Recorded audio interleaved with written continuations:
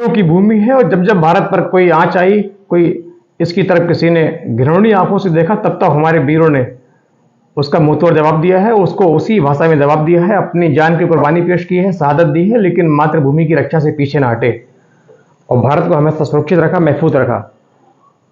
उन्हीं वीरों में एक नाम आता है सरदार ऊधम सिंह का। सरदार ऊधम सिंह जो है पंजाब के संगरूर जिले में 26 दिसंबर 1899 को पैदा हुए थे। उनके पिताजी रेलवे में वॉचमैन थे, क्रॉसिंग पर खड़े होते थे। माताजी गृहिणी थी, एक भाई 2 साल इनसे बड़े और थे। वक्त बीत रहा था, जब ऊधम सिंह सिर्फ 7 साल के थे तभी इनकी माता और पिता दोनों का बारी बारी से देहांत हो जाता है, उनका इंतकाल हो जाता है, अब भी अनाथ हो जाते हैं। उसके बाद जो आसपास के लोग होते हैं वो इन दोनों अनाथ भाइयों को अमृतसर के सेंट्रल खालसा जो अनाथालय है, काफ़ी चर्चित अनाथालय है, बहुत बड़ा अनाथालय है। वहाँ जो गरीब बच्चे होते हैं, जिनका कोई सहारा नहीं होता है, जिनके सर पर कोई हाथ नहीं होता है, जो मजलूम होते हैं, उनको वहाँ रखा जाता था। उनको वहाँ शिक्षा, कपड़ा और खाना, रहना सब फ्री बंदोबस्त वहाँ था, सब फ्री दिया जाता था। अनाथालय इसीलिए बनाया गया था। वहाँ रह करके दोनों भाई रहने लगे, अपनी शिक्षा पूरी करने लगे और अपना जीवन गुजार रहे थे। इस प्रकार दिन लगातार दिन साल महीने कट रहे थे और धीरे धीरे कुछ सालों के बाद उनके जो बड़े भाई थे उनका भी देहांत हो गया, उनकी भी मौत हो गई। तो इस प्रकार अब सिर्फ ऊधम सिंह अकेले बच्चे थे। ऊधम सिंह वहाँ रह रहे थे। यहाँ आने से पहले उनका जो नाम था शेर सिंह था, लेकिन यहाँ आने के बाद अनाथालय में उनको एक नया नाम मिला, ऊधम सिंह। अब ऊधम सिंह धीरे धीरे अपनी शिक्षा मुकम्मल कर रहे थे और धीरे धीरे 1918 में उन्होंने मैट्रिक की परीक्षा उत्तीर्ण की और 1919 में अनाथालय छोड़ दिया, अनाथालय को अलविदा कह दिया। ऊधम सिंह जो थे, भगत सिंह जो भारत के महान क्रांतिकारी, महान शहीद रहे हैं, उनके विचारधारा फॉलो करते थे, उनके अनुयायी थे, उनकी विचारधारा से बहुत प्रभावित थे, उनको अपना गुरु मानते थे। लिहाजा उन्होंने भी देश की आज़ादी के लिए कसम खा ली थी, देश पे मर मिटने के लिए वो तैयार थे। अंग्रेजों के प्रति जो नफरत थी वो उनके अंदर भर रही थी, लगातार कूट कूट कर भर रही थी। और इसी प्रकार 1919 में जो है भारत का सबसे जघन्य हत्याकांड जलियांवाला बाग हत्याकांड हो जाता है। जलियांवाला बाग में जनरल ओडायर जो अंग्रेज ऑफिसर था, ब्रिटिश ऑफिसर था, उसने सीधे वहाँ जो प्रदर्शन कर रहे थे, शांतिपूर्वक हमारे भारतीय प्रदर्शन कर रहे थे, चूंकि सैफुद्दीन किचलू को अंग्रेजों ने पकड़ लिया था, जो कांग्रेसी नेता थे, उनकी गिरफ्तारी के विरोध में तमाम निहत्थे भारतीय वहां शांतिपूर्वक प्रदर्शन कर रहे थे। तभी जनरल डायर ने खौफ पैदा करने के लिए वहां अपने सैनिकों को सीधे गोली चलाने का गंदा और घिनौना हुक्म दिया। गोलियां चलाई गई, वहां सैकड़ों हमारे हिंदुस्तानी बेकसूर निहत्थे मारे गए। चारों तरफ खून फैला हुआ था, खून बिखरा हुआ था, लाशें पड़ी थी, बच्चों की लाशें थी, बड़ों की लाशें थी। और इस प्रकार पूरे दिन गोली चली, कई घंटे गोली चली। तमाम जो निहत्थे हमारे हिंदुस्तानी थे उनकी हत्या हो गई थी, उनकी हत्या हो चुकी थी, वो शहीद हो चुके थे।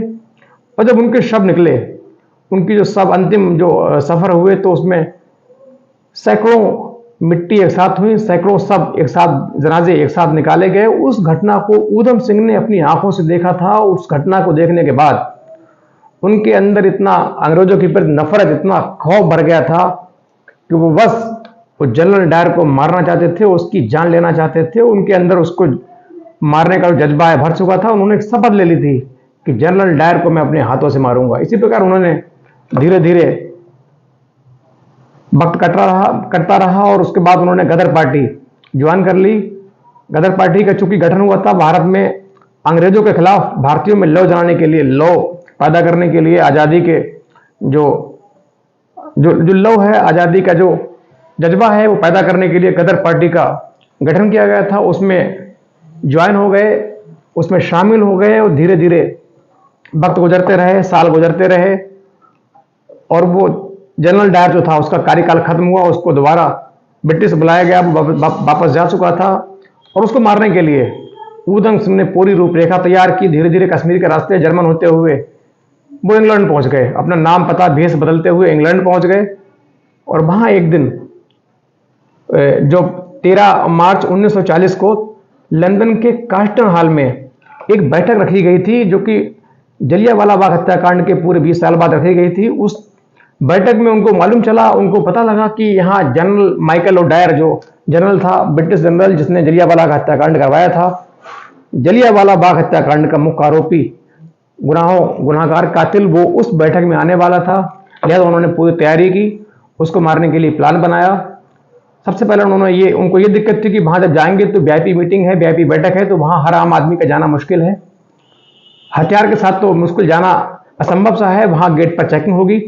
तो उन्होंने, उनके पास एक मोटी सी किताब थी, बुक थी, उनके दोनों जो जिल्द कवर हैं उनको हटा करके अंदर ब्लेड से इस प्रकार कटिंग की, इस प्रकार हिस्सा काटा कि उसके अंदर रिवॉल्वर पूरा उनका, जिसमें 6 गोलियां थी, आ गया था। ऊपर से जिल्द को बंद किया और एक स्टूडेंट की तरह, एक छात्र की तरह हाथ में बुक को पकड़ा और सीधे मीटिंग में पहुंच गए। चूंकि हाथ में बुक थी तो किसी को उन पर शक नहीं हुआ। अंदर सीधे पहुंचे और माइकल ओडायर वहां जो बैठा हुआ था उसको सम्मान दिया जा रहा था।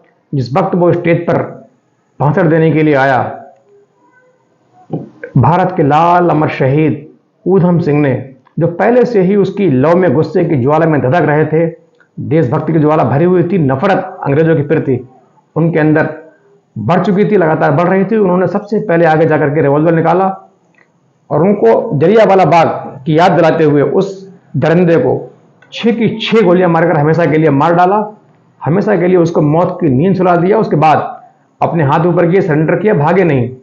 वो चाहते तो भाग भी सकते थे लेकिन भागे नहीं। देश के वीर थे, सुरमा थे, वहां पकड़े गए, वहां गिरफ्तार किए गए, उन पर केस चला, उनको जनरल डायर की हत्या का दोषी माना गया और इस प्रकार 31 जुलाई 1940 को उनको वहीं फांसी दे दी गई। इस प्रकार ही हमारा देश का मतवाला, आज़ादी का दीवाना, हमारे जो जलियांवाला बाग निहत्थे देशभक्त, देश सैनिक साथ जो हमारे देशवासी शहीद हुए थे, उनका पूरा बदला ऊधम सिंह ने अपने वादे के मुताबिक, प्रण के मुताबिक ले लिया था और उनको फांसी दी गई। उसके बाद 1974 31 जुलाई को उनके जो कुछ शरीर के अवशेष थे, पार्थिव शरीर के कुछ अवशेष थे, उनको भारत को सौंपा गया।